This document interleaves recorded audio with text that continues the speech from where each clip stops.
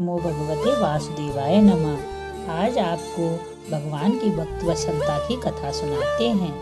हुआ यूं कि भगवान की आचार्य श्री सपने में बताया कि मेरी उत्सव मूर्ति बादशाह के यहाँ दिल्ली में है, उसकी आप स्थापना कीजिए।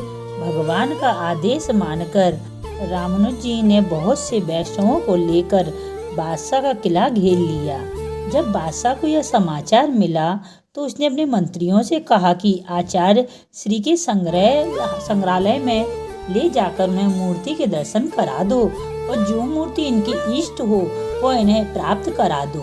रामानुज जी ने संग्रहालय में जाकर मूर्ति के दर्शन किए, परंतु उन्हें वह मूर्ति दिखाई न दी जिसके लिए भगवान आदेश दिया था।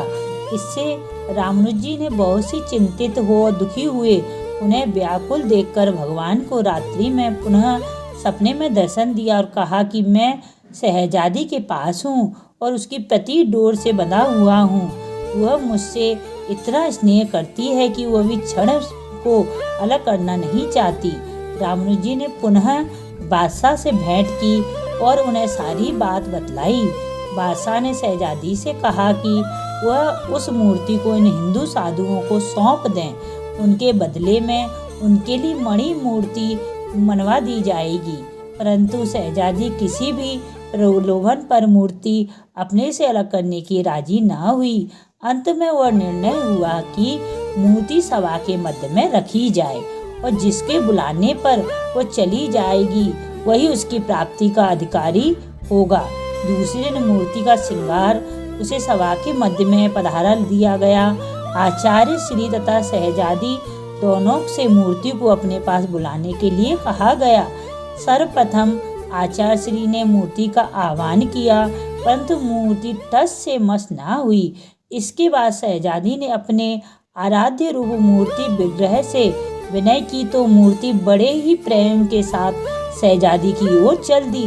यह देखकर अन्य लोग तो विस्मय हो गए, परंतु आचार्य श्री कुपित होकर भगवान से बोले, यदि सभा में आपको मेरा अपमान ही कराना था तो मुझे सपना देकर बुलाया ही क्यों।